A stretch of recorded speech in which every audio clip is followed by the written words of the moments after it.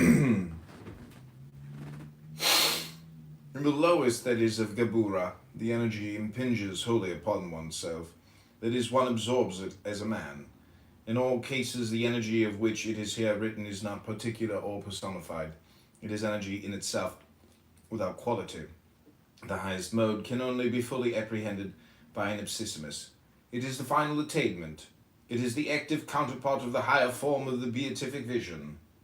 The middle mode is proper to a magus, or to one aspiring to his prophetic function.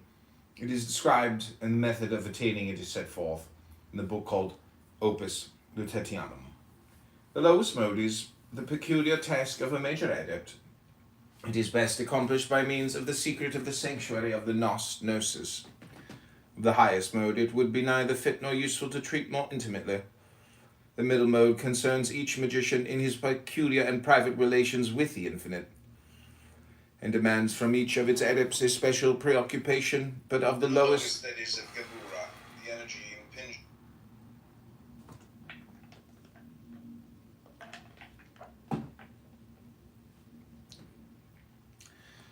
of the highest mode, it would be neither fit nor useful to treat more intimately. The middle mode concerns each magician in his peculiar and private relations with the infinite, and demands from each of its adepts a special preoccupation, but of the lowest it is convenient to make further mention. It is a strangely convincing proof of the true care of nature for her instruments, despite the superficial evidence to the contrary, on which the doctrines of pessimism are based. The most precious, the one ultimately essential grace that can possibly be bestowed on mankind is of all magical benefit, that which may be attained with more ease and certainty than any other. For energy is itself all that is, and we vary with the quantity and quality thereof which we can call ourselves. The price which she demands is without doubt heavy enough for a certain class, but it is equally to be paid in varying degree for every type of mystical and magical adventure. This price is in essence the full understanding of the mind of nature herself, and complete sympathy with her way of work. All the moral codes of mankind, for all their absurd diversities, have one common factor. They pretend to have found motives and methods which are superior to hers. That is, they presume a conception of the end which is beyond her view. They assert the possession of an intelligence loftier than that which has produced the universe.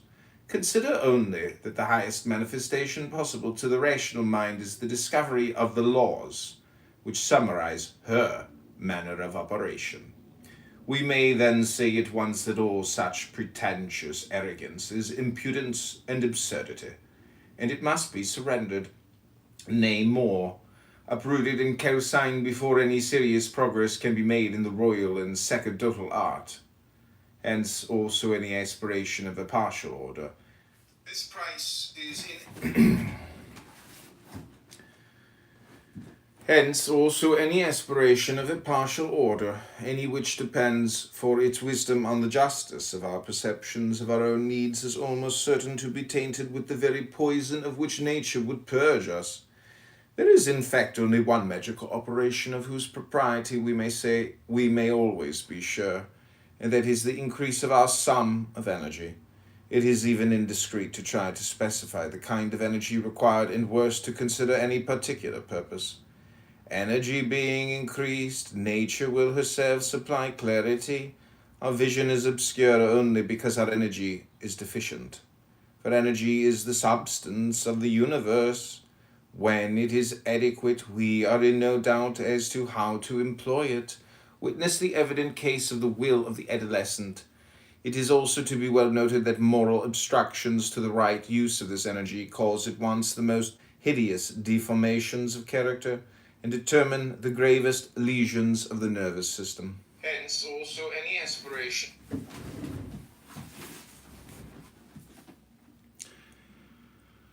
Let therefore the magician divest himself of all preconceptions as to the nature of his true will, but apply himself eagerly to increasing his potential. In this discipline, moreover, he is beginning to fit himself for that very abdication of all that he has and all that he is, which is the essence of the oath of the abyss. Thus then do we find one more of those paradoxes which are the images of the truth of the supernals.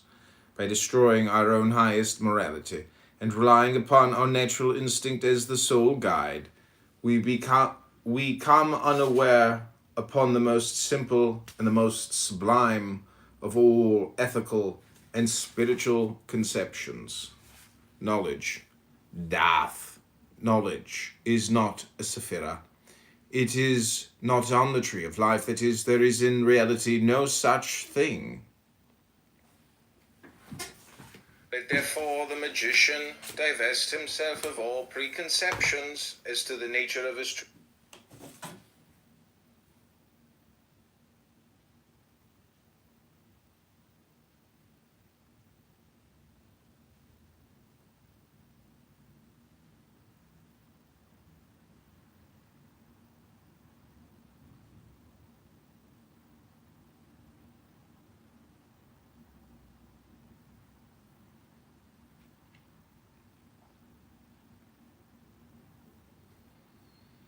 I've seen him yesterday, but he didn't come up on the stage.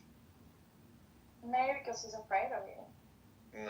No. Simon knows that I love him like my child. He knows that. You exhaust everyone. I mean, he's the one who believes in a contradictory philosophy. I mean,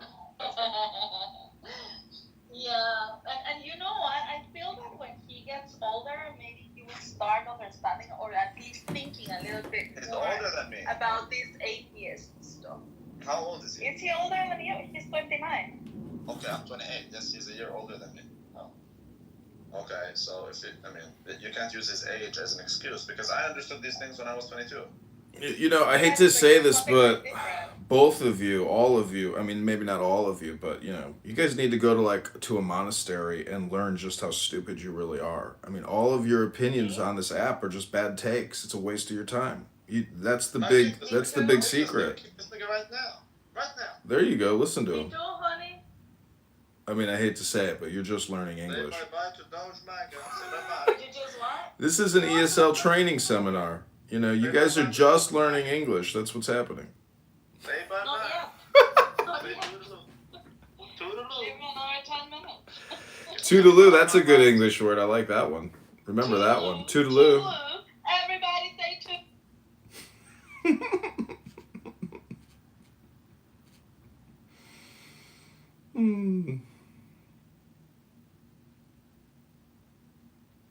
Okay, what's this next one called?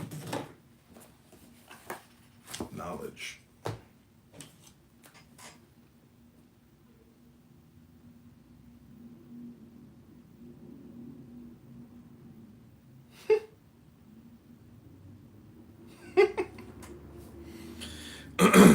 Okay, this is called knowledge.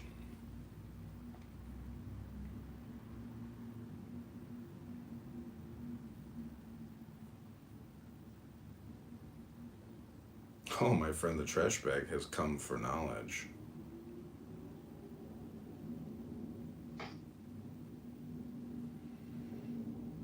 Toodaloo. Toodaloo! I mean, people like calling people stupid, but then when they get called stupid, they get angry and they call you a dumb N-word. But that's when I realized I forgot these people are just learning English. That's when you look in the mirror and you realize, holy fuck, am I the N-word? I think I might be the N-word. I think I'm the N-word. That's what happens then. I don't know, if you get into, the ocean, and the ocean is stupid. I mean, I'm just saying that, like, to be with Isa and Rabbi and other people for cumulatively, you're talking days at a time if you're here for years. Like, imagine having Isa living in your brain cumulatively for, 4 years. You're like, maybe I like Isa. I like her too, but I'm just saying that it doesn't matter who it is. If you let some speaker on this app in your brain for hours every week and all they're saying is stupid shit, you're just shitting in your brain. That's what's happening. That's true. Shitting in your brain. That's the name of a new house. Shitting in your brain. Welcome back to another episode of Shitting in Your Brain. It's your host, John Kitover. I'm here with Zach Ruda.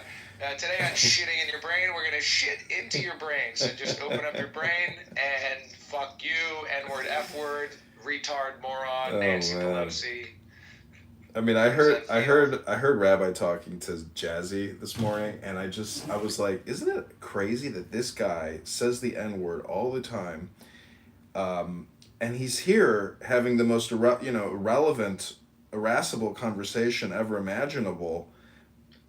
I don't know. I was just like, it's funny, but the thing is, if you're not actually making content out of it, it's not funny. It's pathetic, and it's retarded and sad and really a total waste of time. I don't understand why people just want to like give up their existence, to essentially have no reciprocation or no feedback, no response, any chance at all of like creating value. They're just not doing it. So I give you knowledge.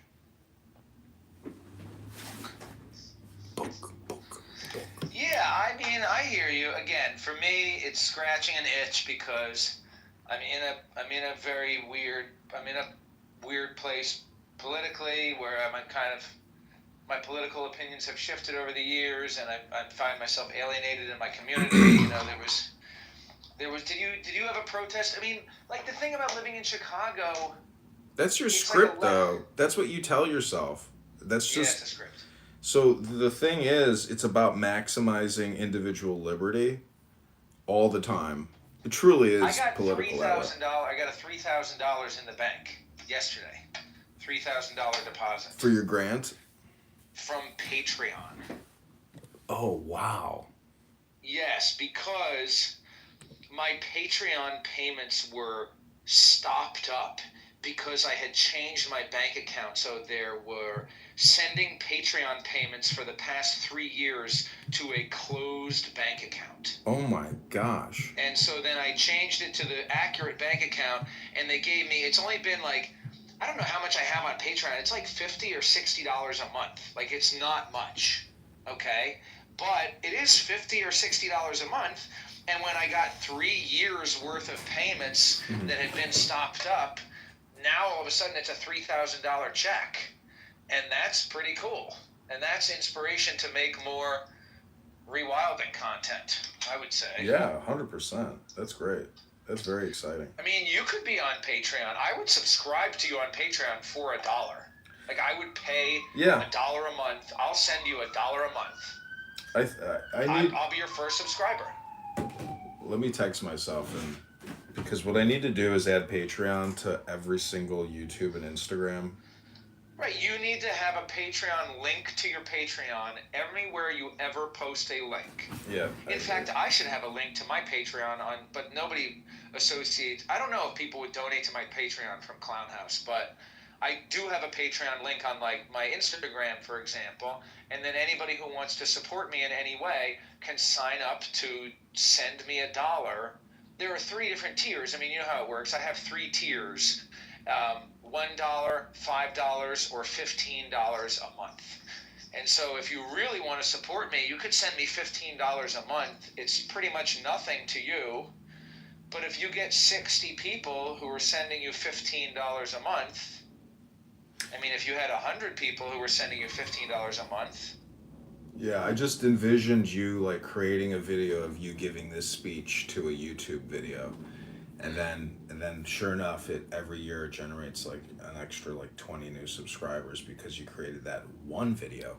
But then you were like, wow, I got 20 subscribers from creating one hypnosis video about telling people to subscribe to my Patreon to help me support this and that.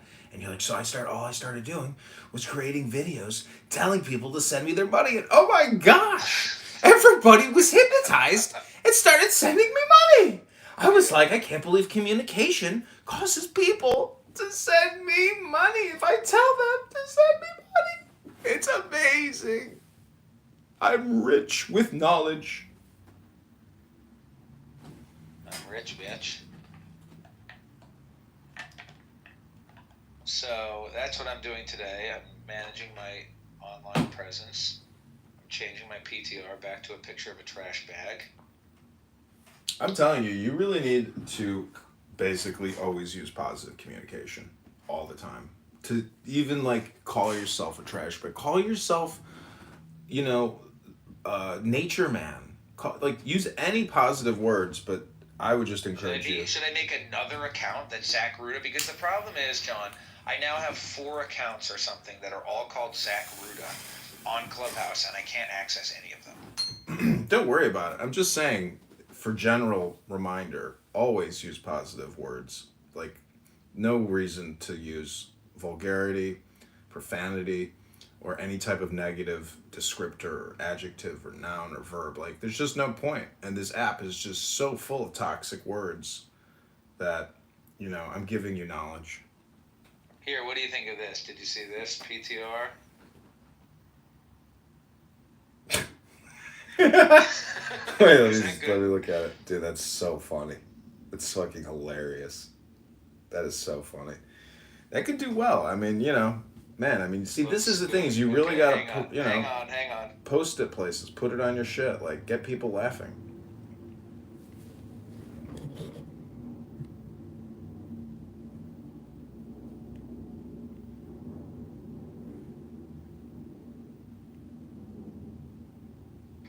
All right, are you there? Mm-hmm.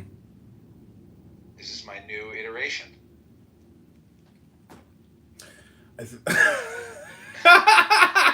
Wait, let me look at the actual whole profile. Let me see it. Nature hero, yeah. That's great. I mean, put a link to your Patreon in your profile. Put a link to your Instagram. Be social. This is a place where people do discover, and then they click through it and they say, wow, bro, like, I really like that. Hell, you could probably sell.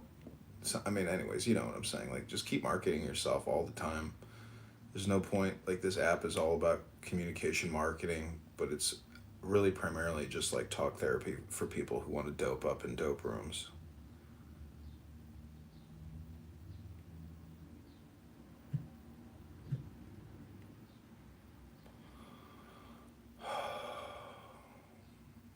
Why is it a big deal that AOC flies first class? The bitch is worth $20 million. All right, there we go. I put subscribe to my Patreon for $1. Yeah, and do a call to action and tell them what they're going to get, what they're supporting. Okay, subscribe to my Patreon for $1. I can teach you how to connect more deeply with nature. And thus yourself. At the same time. DIY, small-scale living skills. Subscribe to my Patreon.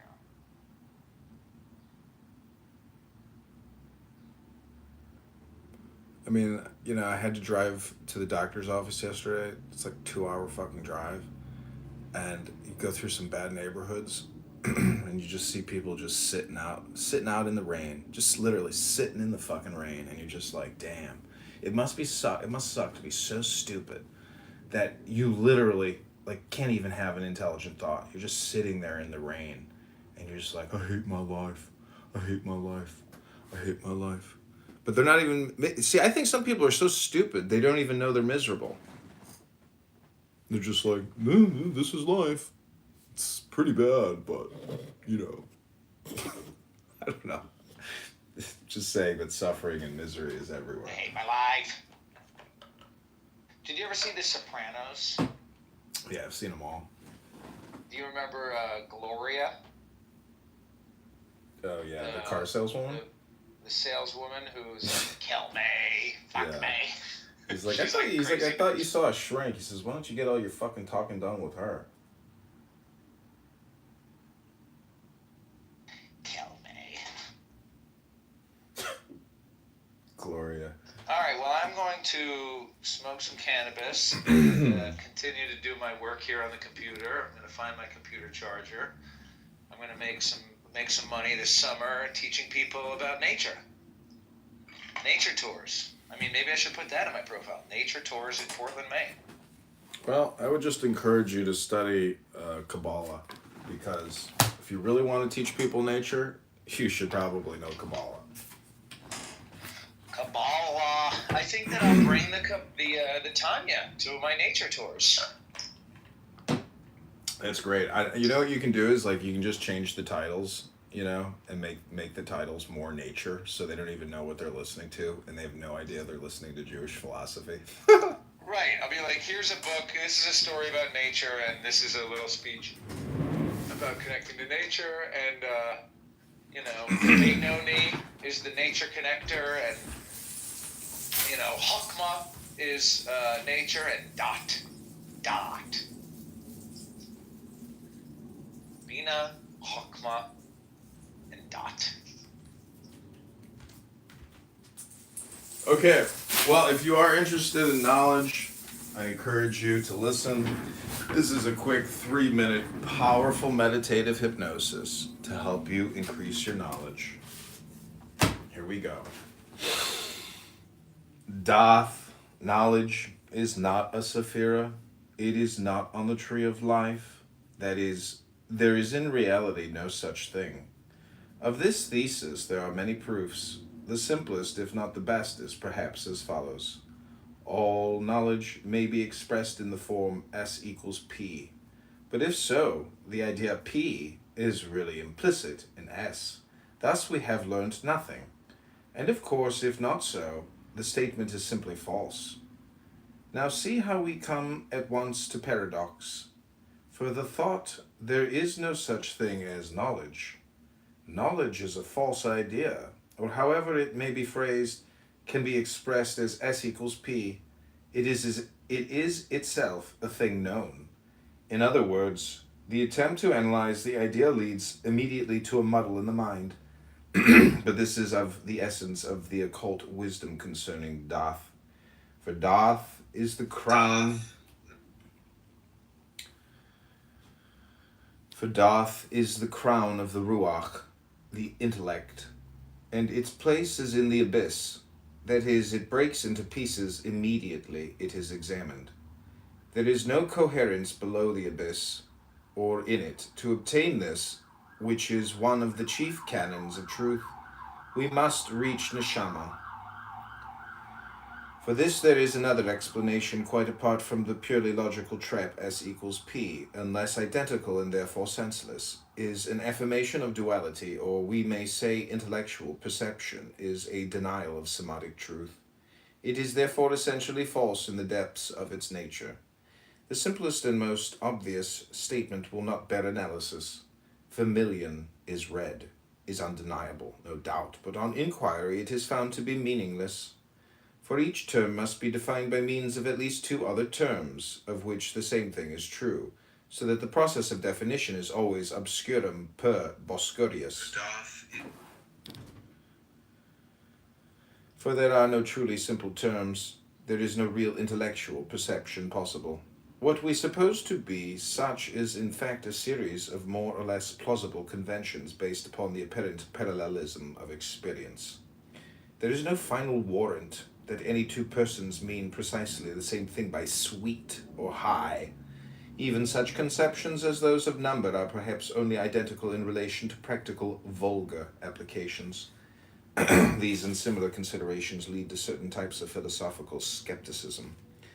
Neshamic conceptions are no wise exempt from this criticism, for even supposing them identical in any number of persons, their expression, being intellectual, will suffer the same stress as normal perceptions. But none of this shakes or even threatens the philosophy of Thelema. On the contrary, it may be called the rock of its foundation. For the issue of all is evidently that all conceptions are necessarily unique, because there can never be truly simple terms.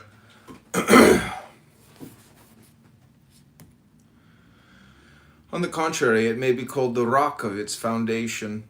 For the issue of all is evidently that all conceptions are necessarily unique, because there can never be two identical points of view, and this corresponds with the facts. For there are points of view close kin, and thus there may be a superficial general agreement, as there is, which is found to be false on analysis, as has been shown. From the above it will be understood how it comes that there are no trances of knowledge. And this bids us inquire into the tradition of the grimoires that all knowledge is miraculously attainable. The answer is that while all trances are destroyers of knowledge, since, for one thing, they all destroy the sense of duality, they yet put into their adept the means of knowledge. We may regard rational apprehension as a projection of truth in dualistic form, so that he who possesses any given truth has only to symbolize it in terms of the intellect to obtain its image in the form of knowledge. This, on the contrary, it may be called the rock of its.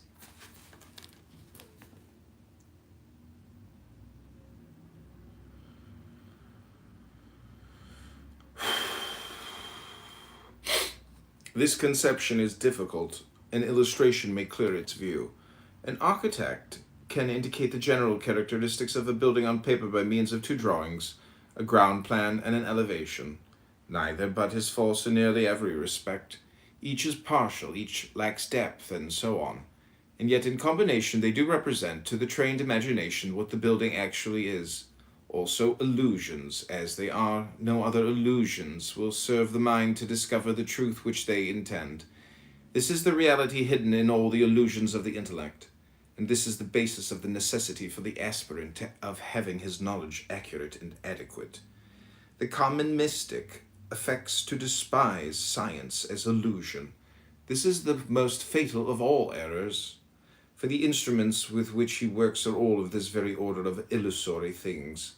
We know that lenses distort images, but for all that we can acquire information about distant objects, which proves correct when the lens. This conception is difficult. We know that lenses distort images, but for all that we can acquire information about distant objects, which proves correct when the lens is constructed according to certain illusory principles and not by arbitrary caprice. The mystic of this kind is generally recognized by men as a proud fool. He knows the fact and is hardened in his presumption and arrogance. One finds him goaded by his subconscious shame to active attacks on science.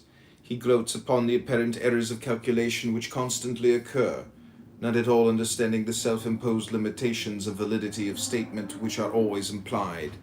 In short, he comes at last to abandon his own postulates, and takes refuge in the hermit crab carapace of the theologian. But on the other hand, to him who has firmly founded his rational thinking on sound principles, who has acquired deep comprehension of one fundamental science, and made proper paths between it and its germans, which he understands only in general, who has finally secured. Let's distort images, but for all that we can. Who has finally secured the whole of this structure by penetrating through the appropriate trances to the neshamic truths of which it is the rightly ordered projection in the ruach. To him the field of knowledge, thus well ploughed, well sown, well fertilized, well left to ripen, is ready for him to reap.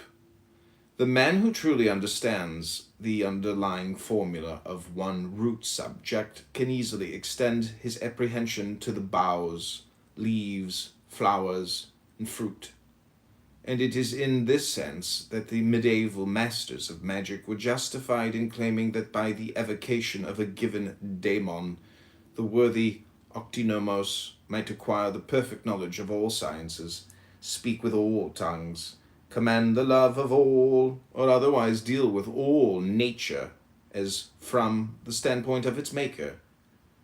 Crude are those credulous or critical who thought of the. Which finally Is Nature Boy still here? Oh, Nature Boy's on the phone talking about nature. All right, this is like the last paragraph.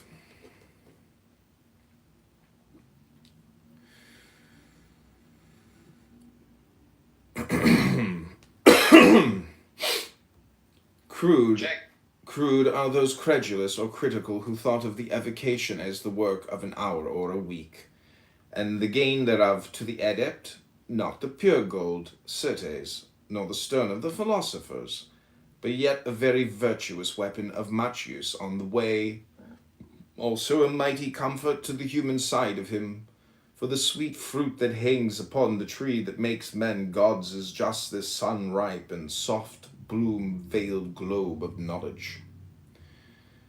The man who truly understands the underlying formula of one root subject can easily extend his apprehension to the boughs, leaves, flowers, and fruit, and it is in this sense that the medieval masters of magic were justified in claiming that by the evocation of a given daemon, the worthy Octynamos might acquire the perfect knowledge of all sciences, speak with all tongues, command the love of all, or otherwise deal with all nature as from the standpoint of its maker.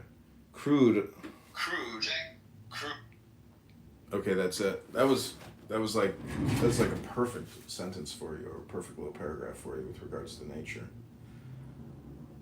So what is the source of all nature?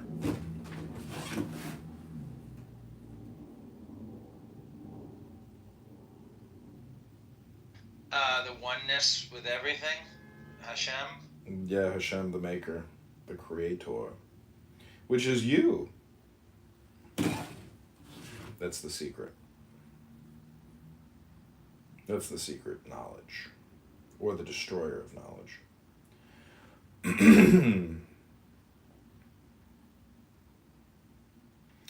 In a cult, they believe that the snake in the Garden of Eden was the Messiah.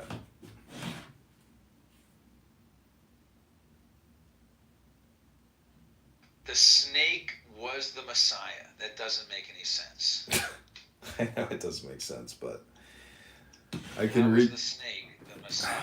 I've read it in these books. I mean, I The can't. idea of the snake as the Messiah is a misinterpretation of biblical texts, particularly Genesis. I can't read. What the fuck?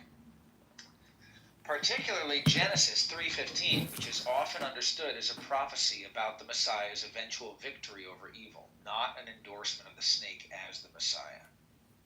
Like, the snake represents wisdom, so The snake, the verse says, I will put enmity between you and the woman, and between your offspring and hers. He will crush your head, and you will strike his heel. The serpent has been interpreted as Satan, the instigator of sin and evil. But many Christians interpret Genesis as a prophecy about the Messiah who would ultimately defeat evil, which was symbolized as the snake. Jesus himself referenced the bronze serpent lifted up in the wilderness in John 3:14, stating, as Moses lifted up the serpent in the wilderness, so must the Son of Man be lifted up, that whoever believes in him may have eternal life. The snake in Genesis is a symbol of deception and evil, while the lifting up of the serpent in the wilderness is seen as a foreshadowing of Jesus' crucifixion and his victory over death and sin. Some Gnostic Christian doctrines, however, view the serpent as a symbol of knowledge and liberation, contrasting with the traditional interpretation of the serpent as a symbol of evil.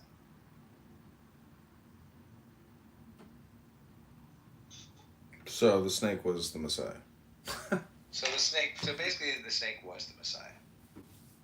The snake that is represented by the Messiah will be the one who heals Israel from their spiritual sickness by giving them a new spirit. Discovering the Jewishness of Jesus. Oh, so it's the Jews for Jesus, the Messianic Christians. Yeah. The dead God. Have you ever heard any of the Messianic Christian music? No, not really. Not that I can think of. So I went to a Messianic Christian, like after October 7th, there was a bunch of Israeli flags downtown in front of City Hall, and I got very excited because there aren't that many Jews around here, so I thought these people are Jews because they had Israel flags, but they were Jews for Jesus, Messianic. Mm-hmm. But I kind of liked their music.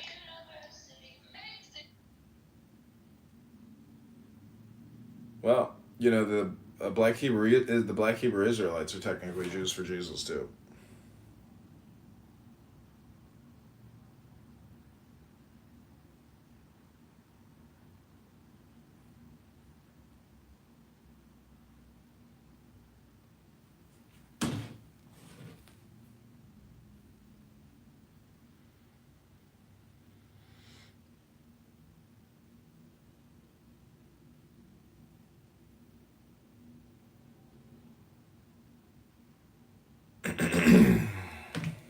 Okay, this completes the chapter on knowledge. I hope you've enjoyed it. Be well, nature. Go in peace. Go in joy. Go in strength. God bless.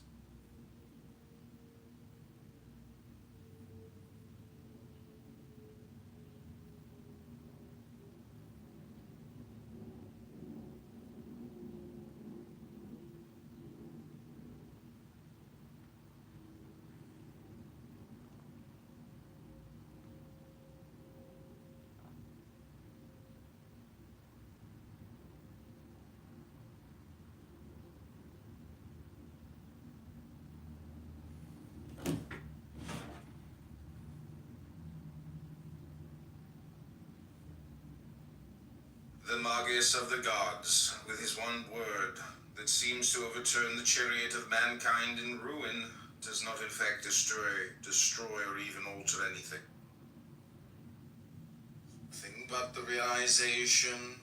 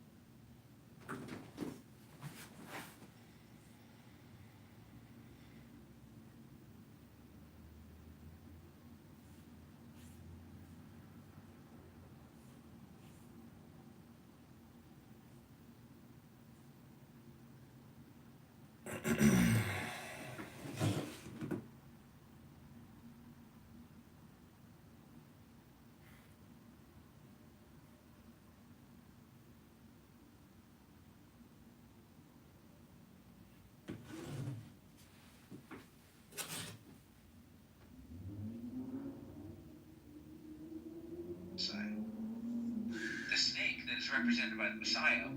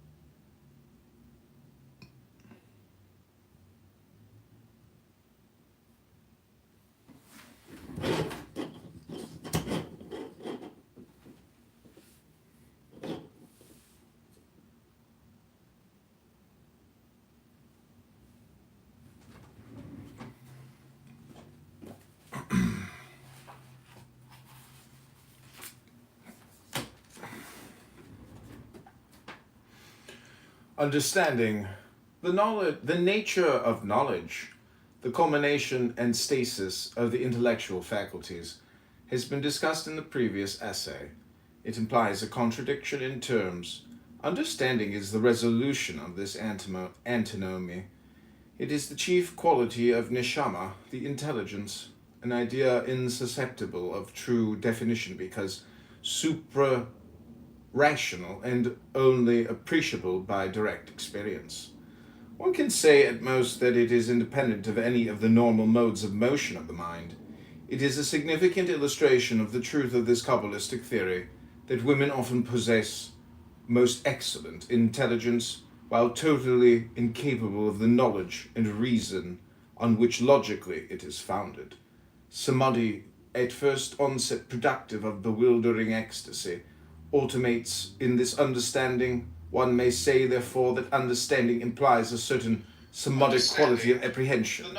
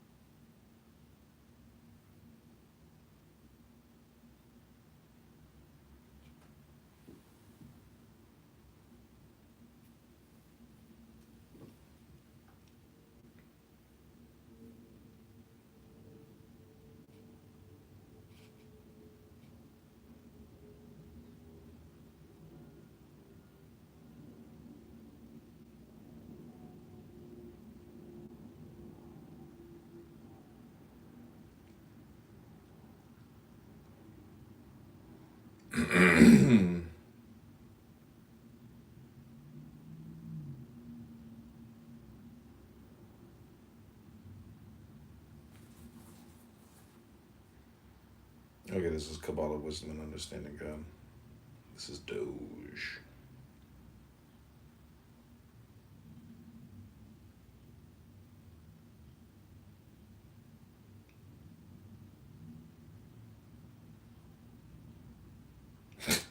Nature Hero.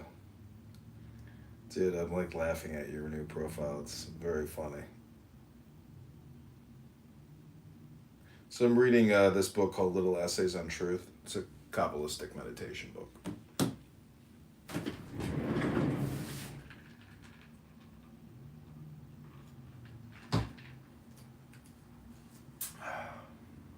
I'm just scheduling events for the summer.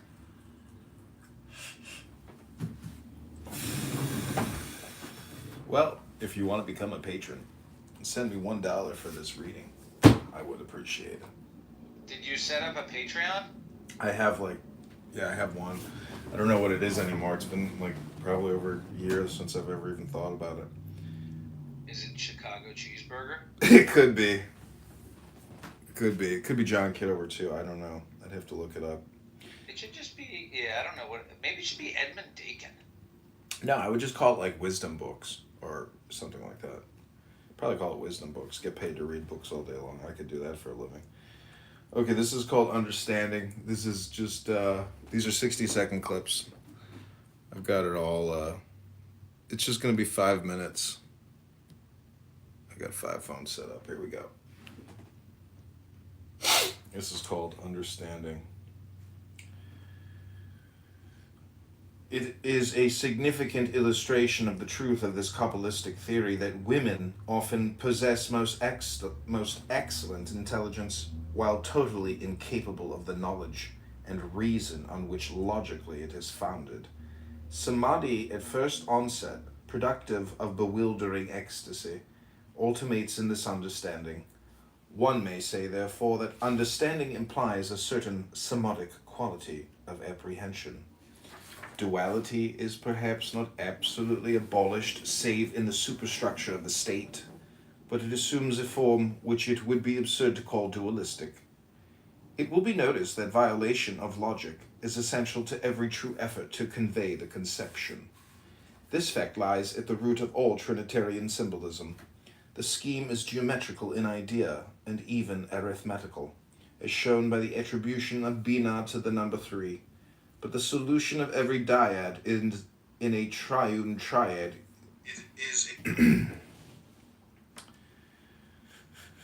But the solution of every dyad in a triune triad is misleading insofar as it purports to interpret the phenomenon in terms of intellect, and only useful as it may train the reasoning faculties to supersede themselves in a sublime suicide upon the altar of the mystic intuition. Though this, after all, is a mean imitation of the proper process, for it is firstly unscientific in method, and secondly illegitimate in its denial of its own validity. The only correct and adequate mode of the attainment of understanding is to shut off and to inhibit the rational mind altogether, thus leaving a tabula rasa upon which the entirely alien faculty, de novo and sui generis, can write its first word.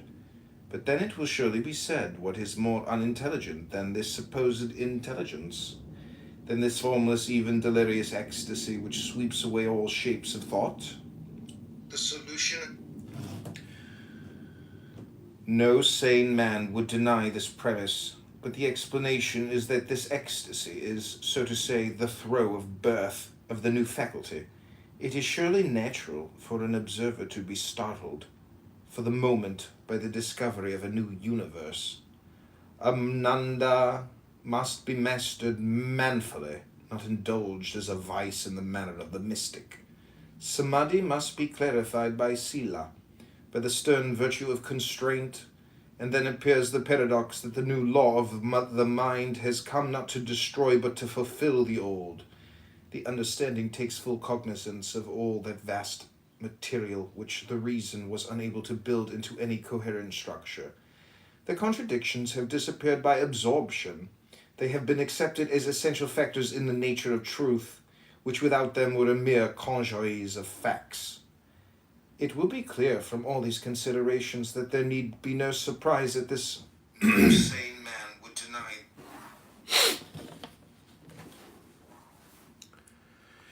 It will be clear from all these considerations that there need be no surprise at this primordial paradox, that skepticism, absolute in every dimension, is the sole possible basis of true attainment. All attempts to shirk the issue by appeals to faith, by mystic transcendental sophistries, or any other spiritual varieties of the three-card trick, are devoted to the most abject destruction. One cannot find the lady by any other way than that of the knight-errant, of the great fool. The way of the eagle is in the air, whose sacred number is the sacred 0, yea, also, not being all, and all being Pan. The only due address to Godhead is in the dual form, for all must be destroyed, that all may be begotten. It will be clear from all these considerations.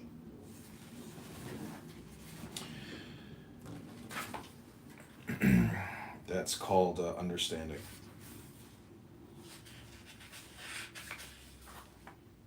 The next one is called chastity. Ooh, guess what I found? Found something special in this book.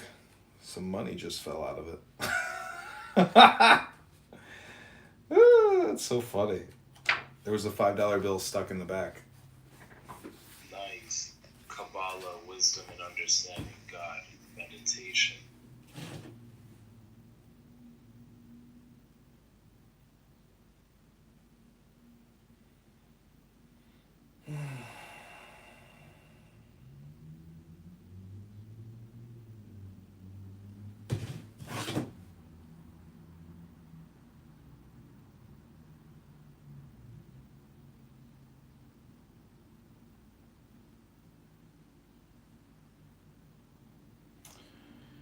I Patreoned myself.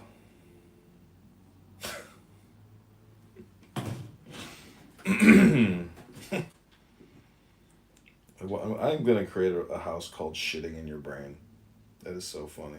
He just took a huge shit in my brain.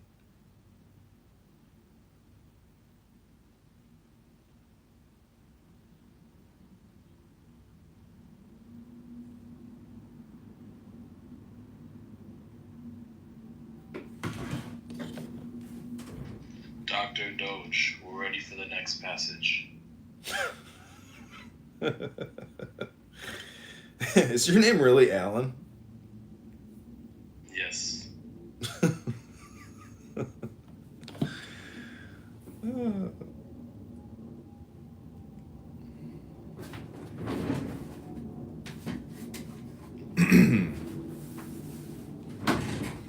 I think it's so crazy that like everybody has been calling Pepe for like years, and his name is like Tony, and like nobody knows his real name. It's just so crazy how we communicate with each other, but we just use these veils and these persona profiles, and thus like everybody is just basically super inauthentic.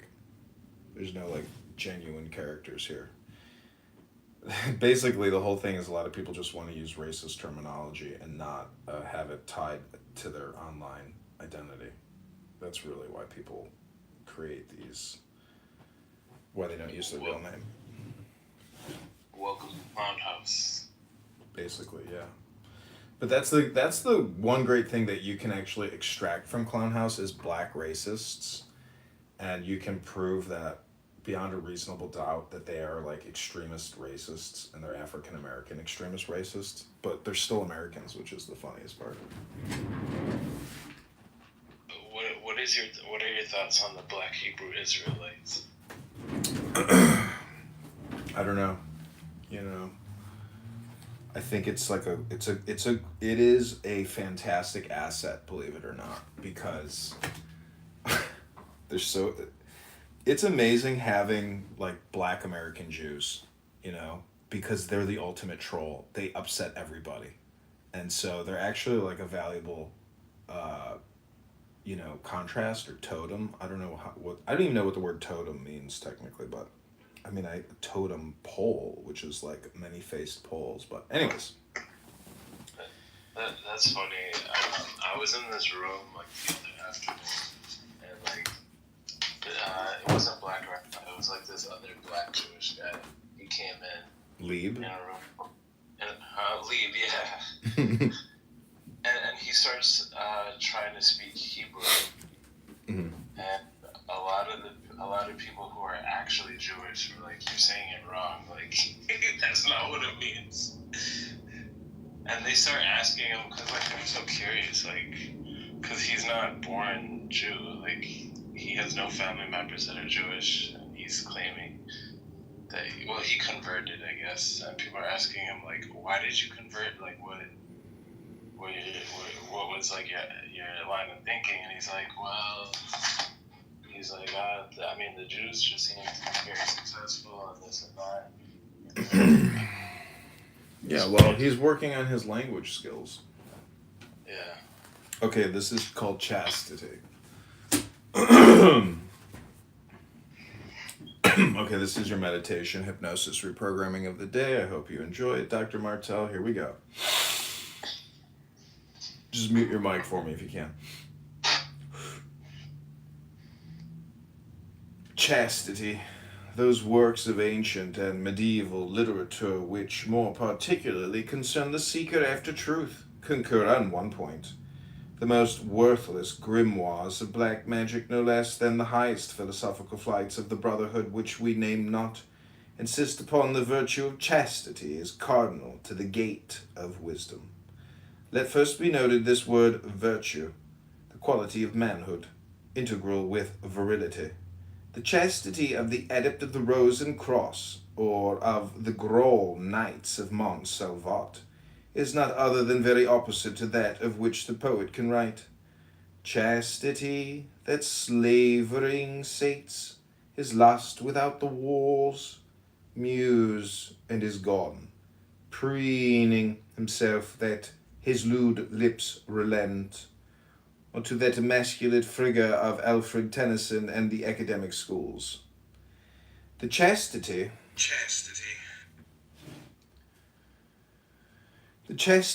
whose magical energy both protects and urges the aspirant to the sacred mysteries is quite contrary in its deepest nature to all vulgar ideas of it, for it is in the first place a positive passion, in the second connected only by obscure magical links with the sexual function, and in the third the deadliest enemy of every form of bourgeois morality and sentiment.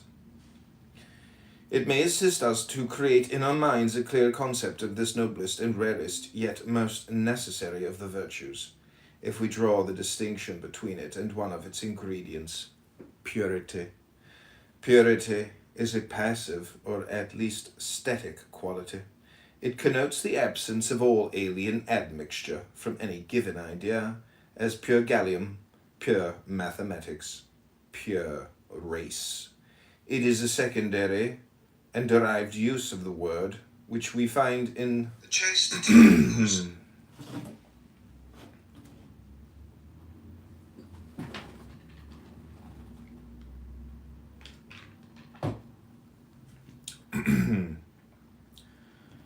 Purity is a passive or at least static quality. It connotes the absence of all alien admixture from any given idea as pure gallium, pure mathematics, pure race. It is a secondary and derived use of the word which we find in such expressions as pure milk, which imply freedom from contamination.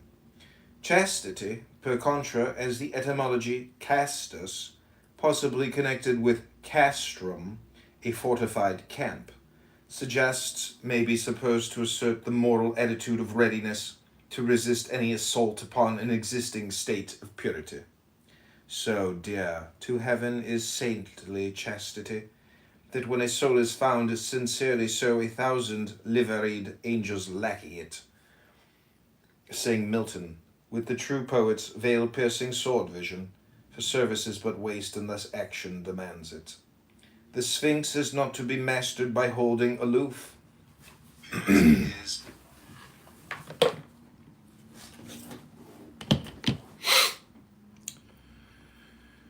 The Sphinx is not to be mastered by holding aloof, and the brutish innocence of paradise is always at the mercy of the serpent. It is his wisdom that should guard our ways. We need his swiftness, subtlety, and his royal prerogative of dealing death. The innocence of the adept? We are at once reminded of the strong innocence of Harpocrates and of his energy of silence.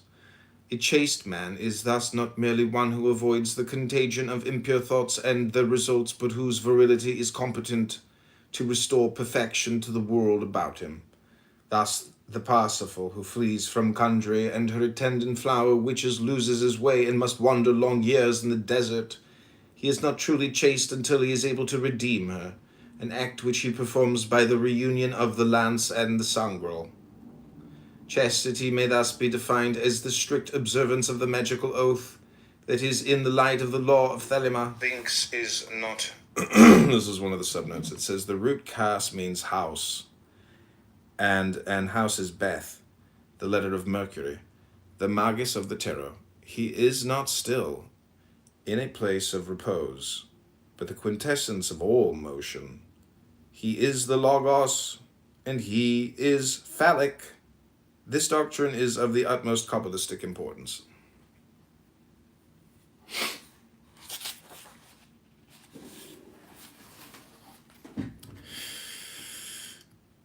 Chastity may thus be defined as the strict observance of the magical oath that is in the light of the law of Thelema, absolute and perfected devotion to the holy guardian angel, and exclusive spirit of the way of the true will. It is entirely incompatible with the cowardice of moral attitude, the emasculation of soul and stagnation of body, stagnation of action, which commonly denote the man called chaste by the vulgar. Beware of abstinence from action. It is not written in our lection, for the nature of the universe being creative energy, aught else blasphemes the goddess and seeks to introduce the elements of a real death within the pulses of life. The chaste man, the true knight-errant of the stars, imposes continually his essential virility upon the throbbing womb of the king's daughter. With every stroke of his spear, he penetrates the heart of holiness. Chastity may thus...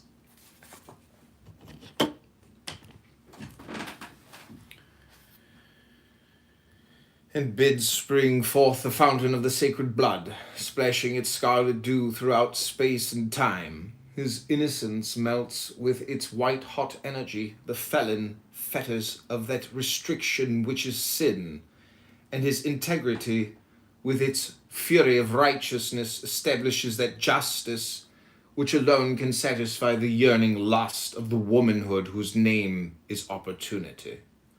As the function of the castrum or castellum is not merely to resist a siege, but to compel to obedience of law, and order every pagan within range of its riders, so also it is the way of chastity, to do more than defend its purity against assault.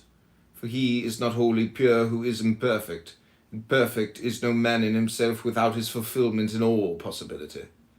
Thus, then, must he be instant to seek all proper adventure and achieve it, seeing well to it, and bid spring forth the I really like this part. It's crazy. It's amazingly smart, though. Here we go. Thus, then, must he be instant to seek all proper adventure and achieve it, seeing well to it that by no means should such distract him or divert his purpose, polluting his true nature and hamstringing his true will. Woe, woe, therefore, to him, the unchaste who shirks scornful the seeming trivial, or flees fearful the desperate adventure. And woe, thrice woe, and 4 times woe be to him who is lured by the adventure, slacking his will, and demitted from his way. For as the laggard and the dastard are lost, so is the toy of circumstance dragged down to nethermost hell. Sir Knight, be vigilant, watch by your arms, and renew your oath, for that day is of sinister augury and deadly charged with danger. Thus then must he be Dr. Doge, have you thought what is happening with the P. Diddy situation at all? Hold on. I actually went on eBay and I bought like a Vogue magazine that was dedicated to P. Diddy. So I'm gonna like do it. It's like an antique P. Diddy magazine, and it's absolutely crazy because it's so symbolic. All the pictures, he's doing like Kabbalistic reference. He's a black Freemason, basically. Are you gonna frame it? What are you gonna do with it? It's not worthy to be framed. It's really just for YouTube. You know, it's a fucking garbage magazine. You know what I'm saying? Like, it's not artwork. Like, he's a piece of shit. I think that would be good content to make a video of like a breakdown of a lot of the Well, I just want to film the magazine and then overlay it with P. Diddy music from the YouTube music library. That's what I'm going to do. I'm going to just create a bunch of videos about it one day. I was looking at it yesterday and I was like, holy shit. I was like, I can't believe I forgot I bought this thing. Yeah, I think there's some new charges. He's been sitting in there ever since. His hair is going gray. They said he put on a lot of weight. Wow, it's not looking good.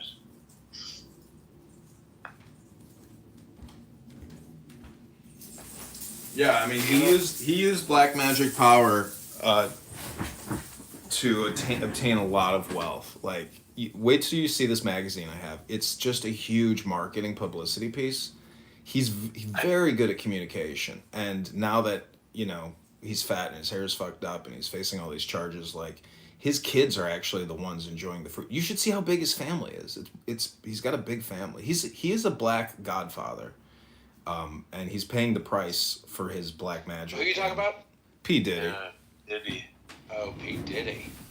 Do you know that P. Diddy and I share a birthday? Ooh. Yeah, I know. Oh no, poor Nature. But Nature's a better man than P. Diddy. I think most people are. Like, what I think to myself is like a man that has everything that can get anything, right? Like, what drives? What do you get for the man that has everything? Yeah, like what? Other than some bussy. Yeah, baby. Like, what the fuck? Solid bus. Jesus.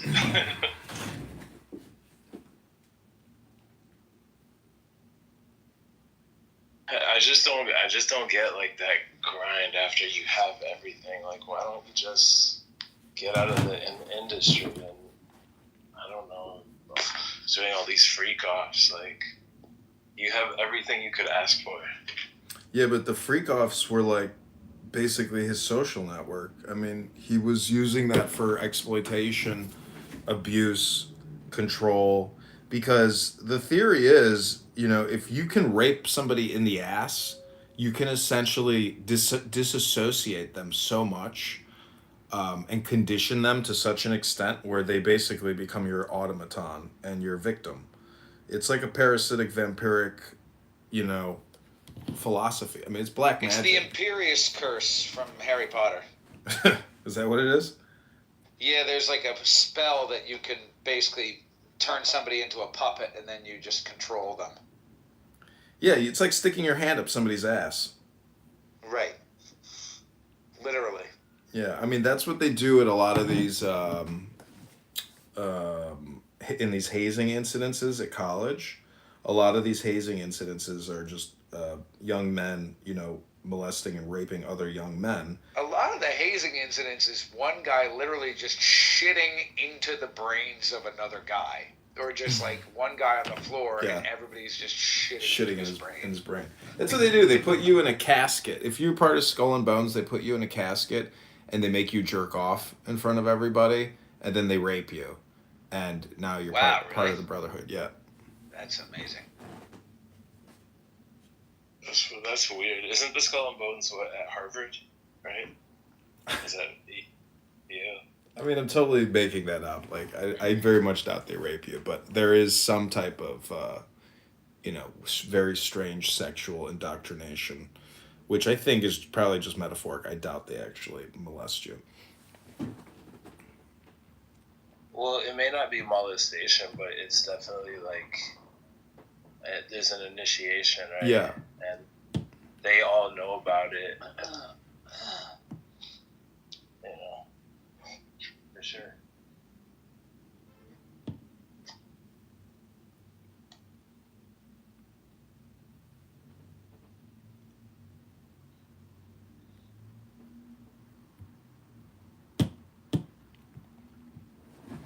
I have this really funny PTR from Clubhouse. Somebody took a picture of an actual butthole and like overlaid it on Donald Trump's face and blended it in, and it's just like a butthole face of Trump. And it's like, when you think about it, when you look at it, you're like, that's an actual butthole. But it's not a butthole. It's crazy. It's a funny picture.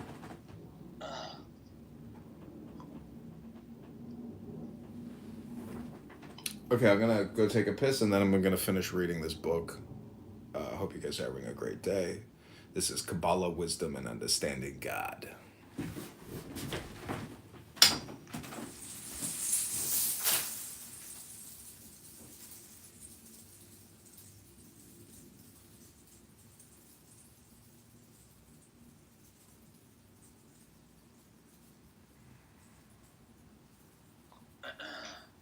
Sorry.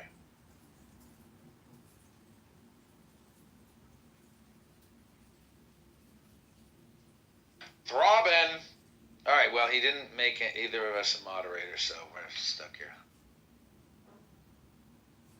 Not that Throbbing ever wants to speak anyway, does he? Just wants to sit there and throb.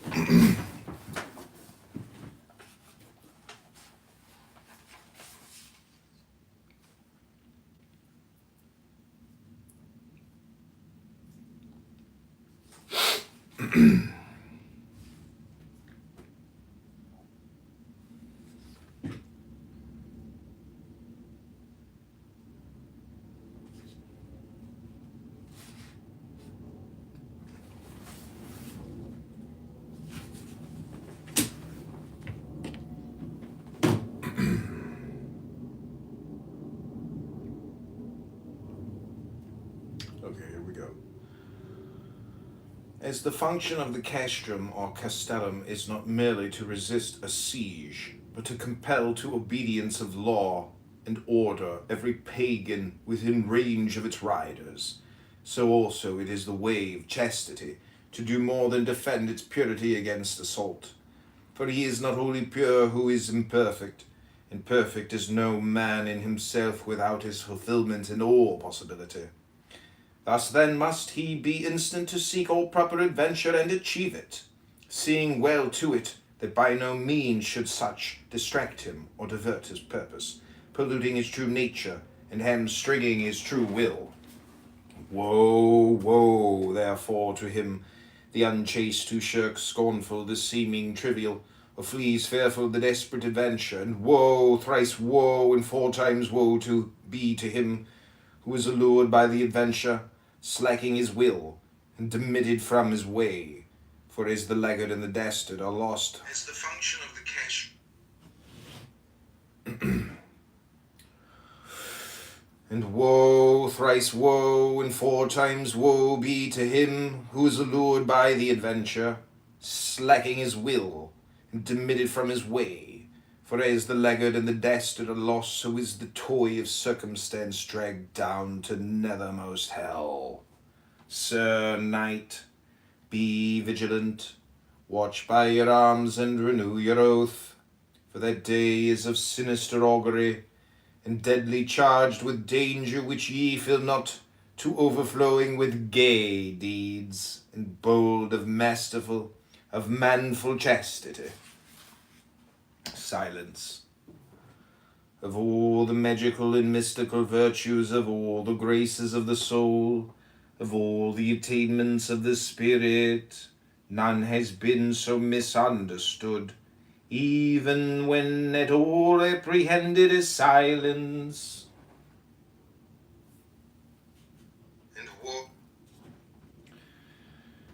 it would not be possible to enumerate the common errors. Nay, it may be said that to think of it at all is in itself an error, for its nature is pure being, that is to say nothing, so that it is beyond all intellection or intuition. Thus, then, the utmost of our essay can be only a certain wardenship, as it were a tiling of the lodge wherein the mystery of silence may be consummated. For this attitude there is sound traditional authority, for Harpocrates, god of silence, is called the Lord of defense and protection. But his nature is by no means that negative and passive silence which the word commonly connotes, for he is the all-wandering spirit, the pure and perfect knight-errant, who answers all enigmas. It would not be possible.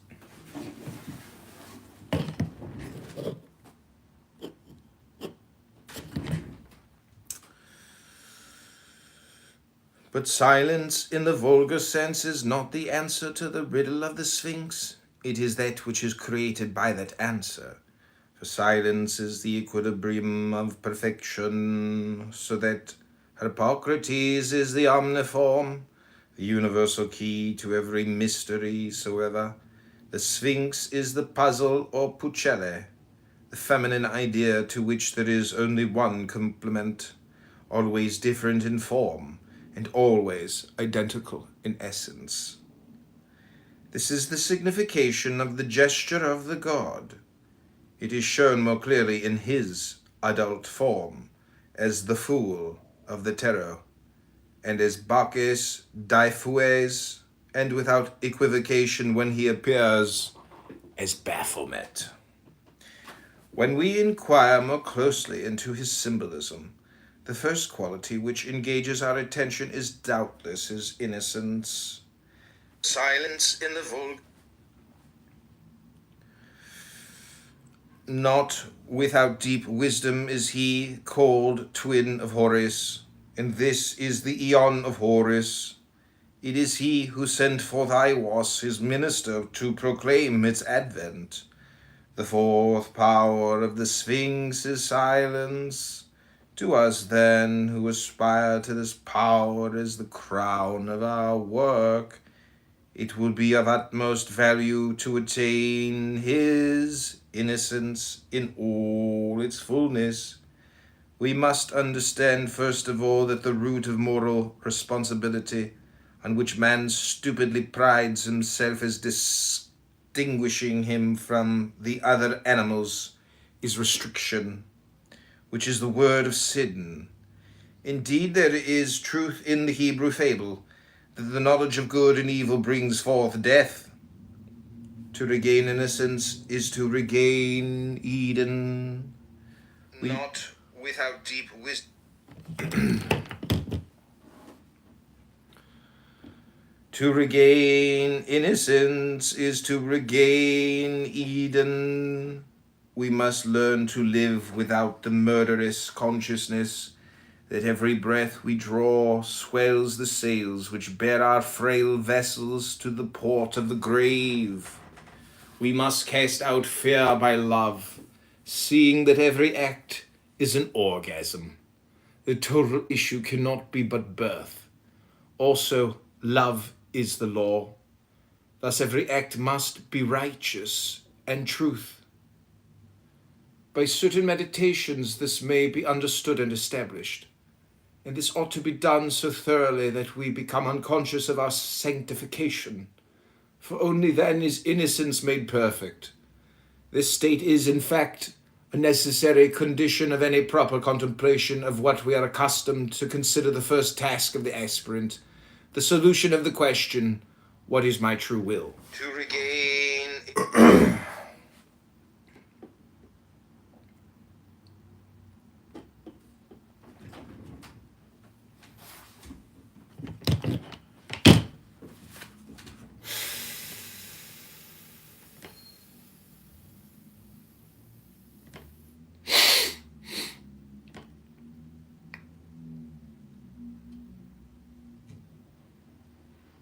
Okay, invite people to the room. Hope you're enjoying this Cabal of Wisdom and Understanding God room by Doge Republican.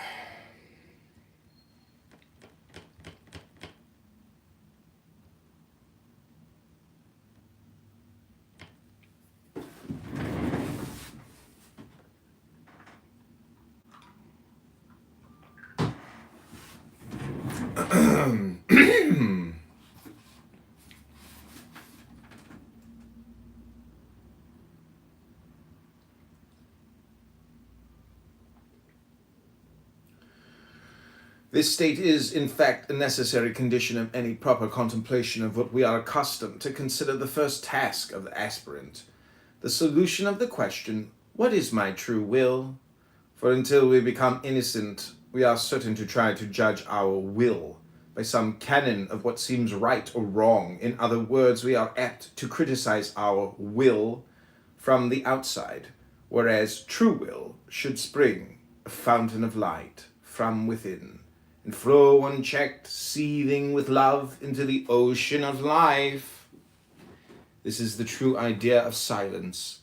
It is our will which issues perfectly elastic, sublimely protean, to fill every interstice of the universe of manifestation which it meets in its course. There is no gulf too great for its immeasurable strength, no strait too arduous for its imperturbable subtlety. It fits itself with perfect precision. This state is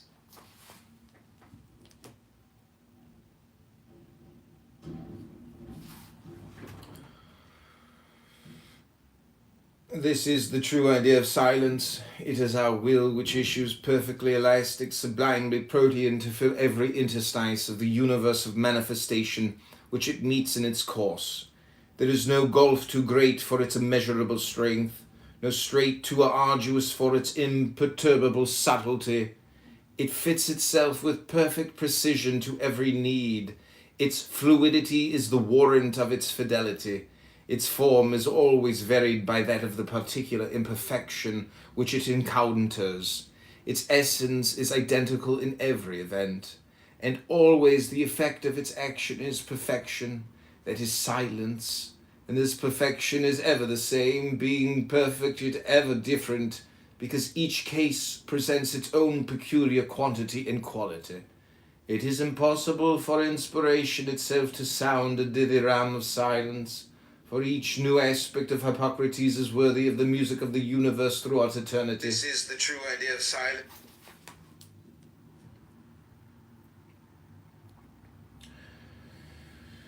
It is impossible for inspiration itself to sound a dithyramb of silence, for each new aspect of Hippocrates is worthy of the music of the universe throughout eternity. I have simply been led by my loyal love of that strange race among whom I find myself incarnate to indite this poor stanza of the infinite epic of Hippocrates as being the facet of his fecund brilliance, which has refracted the most needful light upon mine own darkling entrance to his shrine of fulminating of ineffable Godhead. I praise the luxuriant rapture of innocence, the virile and pantomorphous ecstasy of all fulfillment. I praise the crowned and conquering child whose name is force and fire, whose subtlety and strength make sure serenity, whose energy and endurance accomplish the attainment of the Virgin of the Absolute, who being manifested is the player upon the sevenfold pipe, the great god Pan, and being withdrawn into the perfection that he willed is silence.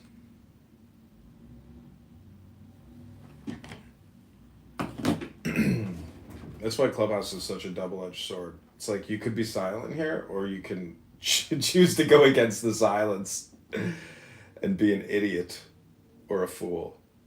It's very interesting. This is like wordplay. Okay, I'm going to read this last paragraph one more time. Here we go. I praise the luxuriant rapture of innocence, the virile and pantomorphous ecstasy of all fulfillment. I praise the crowned and conquering child whose name is force and fire, whose subtlety and strength make sure serenity, whose energy and endurance accomplish the attainment of the Virgin of the Absolute, who being manifested is the player upon the sevenfold pipe, the great god Pan, and being withdrawn into the perfection that he willed is silence, love. Now the magus is love, and bindeth together that and this in his conjuration. The formula of tetragrammaton is the complete mathematical expression of love. Its essence is this: any two things unite with a double effect. Firstly, the destruction of both, accompanied by the ecstasy due to the relief of the strain of separateness. Secondly, the creation of a third thing, accompanied by the ecstasy of... the luxuriant... Okay, that's been a reading from Crowley's Little Essays on Truth. That's my full morning meditation. I hope you've enjoyed it. Throbbing, do you want to give me any play-by-play? Let's see what he wrote. Indeed, Doge, Yakov is good and pissed that you didn't make him a mod. He said if you think you can do this show on your own, you're sadly mistaken, but his approval ratings are down with my audiences. He's reviewed as a try-hard clown and not worth the time to suss out if he will be a good friend. Glad you're with us, John. I had worried you died since we hadn't seen you in several hours. What, yesterday? I had to go to the doctor. The good doctor.